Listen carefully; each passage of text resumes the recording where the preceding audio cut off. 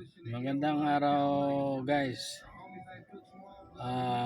Ito pa rin kami sa Bicol. Papunta kami na Pili. Ito, papuntang Pili ang binabaybay namin na kalsada. Tingnan mo guys, dito maulan na araw ngayon. Kaya mga bundukan dito.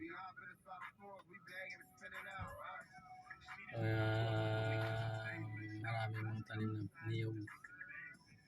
niyugan. Mga tanim lang dito, mga niyog.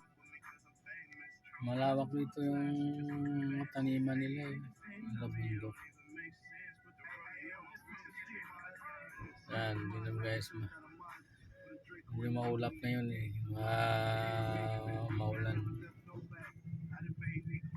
Hindi masyado makita yung malayo na bundok dito, banda doon. Hindi tuloy-tuloy pang ulan dito